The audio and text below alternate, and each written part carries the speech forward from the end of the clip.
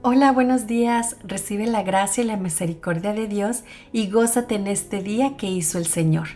La palabra de hoy te dice: un encuentro con Dios en un hotel en el Cairo. La oración otorga al trabajo su valor y su éxito. La oración abre paso a la obra de Dios en nosotros y a través de nosotros. Permitamos que nuestra responsabilidad principal como mensajeros de Dios sea intercesión. En ella garantizamos que la presencia y el poder de Dios nos acompañen.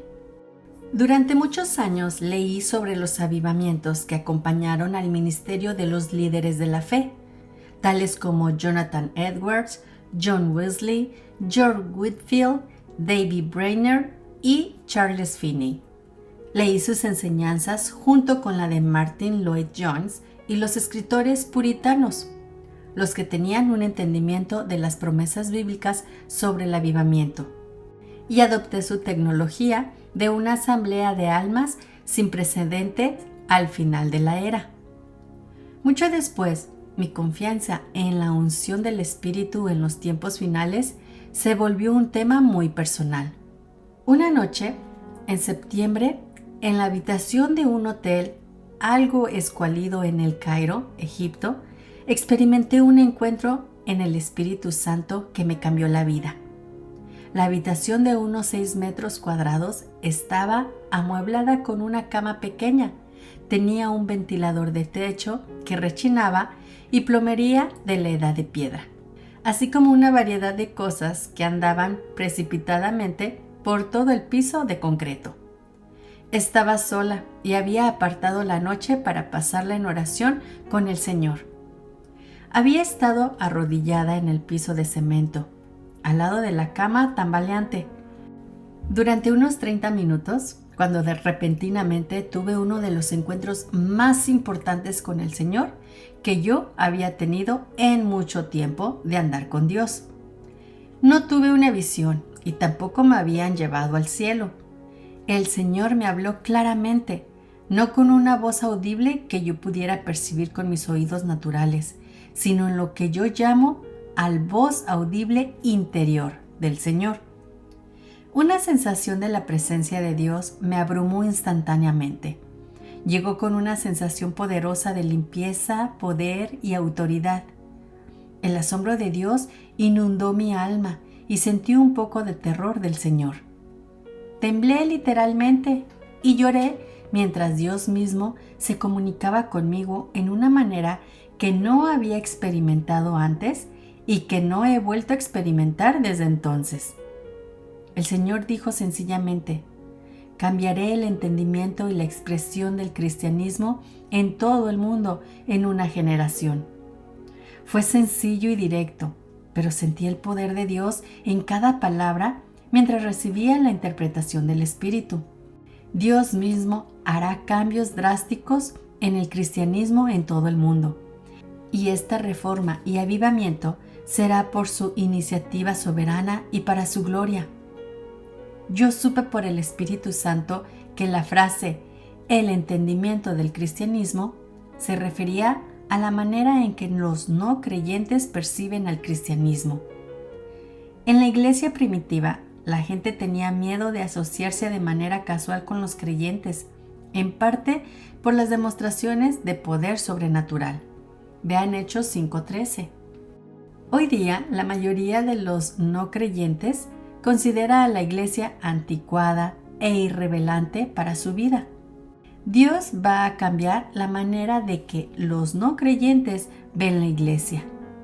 Repito, ellos serán testigos del poder maravilloso, aunque aterrador, en el cuerpo de Cristo.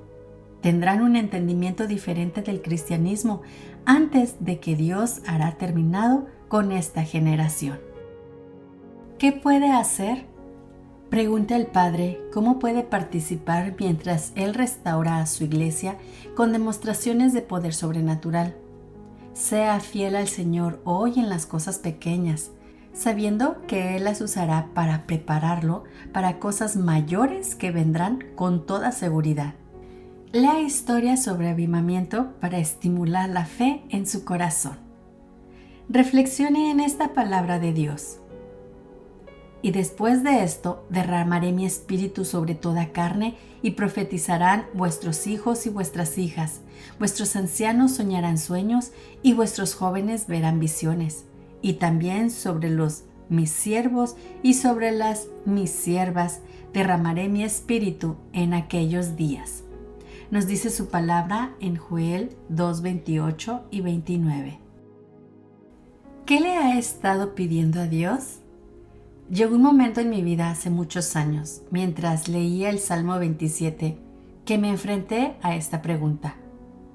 ¿Estaba pidiéndole a Dios esa cosa, la más importante, o le estaba pidiendo todo tipo de cosas mucho menos importantes? Tuve que admitir que buscaba eso de que Dios podía hacer por mí más de lo que buscaba a Él mismo. Darme cuenta de este hecho representó un cambio en mi vida. Dejé de pedirle a Dios tantas cosas y comencé a pedirle más de Él. A medida que desarrollé una relación más íntima con Él, me di cuenta de que mientras lo buscaba, Él me daba todo lo que necesitaba. No hay nada de malo en pedirle a Dios las cosas que queremos y necesitamos, pero si siempre están primero en la lista de lo que pedimos en oración, nuestras prioridades están equivocadas y necesitamos hacer un cambio. Busca a Dios primero, busca su voluntad y sus caminos, y nada te faltará. A veces, mis hijos me llaman y me piden que los ayude con algo, pero a menudo me llaman, envían mensajes de texto o me visitan solo para decirme que me aman. Hacen cosas por mí y me piden que haga cosas por ellos, y esto mantiene sanas nuestras relaciones. Pregúntale a Dios qué puedes hacer por Él y a quién podrías ayudar a diario, y ora para que se haga su voluntad en tu vida. Reflexione en esta palabra de Dios. Una cosa he pedido al Señor, esta buscaré, que more yo en la casa del Señor todos los días de mi vida, para contemplar la hermosura del Señor y para inquirir en su templo. Nos dice su palabra en el Salmo 27:4. Dependiendo del día, podemos sentirnos felices o tristes, emocionados o desanimados, en la cima de la montaña o en el valle y más. Los sentimientos pueden ser muy poderosos y demandantes, pero no tenemos que vivir conforme a cómo nos sentimos. La verdad es que podemos aprender a manejar nuestras emociones en lugar de permitir que ellas nos controlen. Esta ha sido una de las verdades bíblicas más importantes que he aprendido en mi jornada con Dios. También ha sido una que me ha ayudado a disfrutar constantemente mi vida.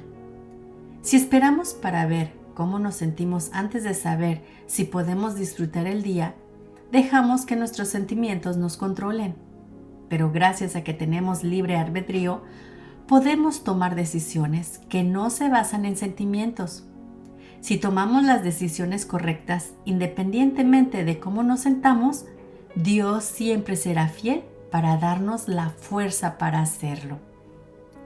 Reflexione en esta palabra de Dios.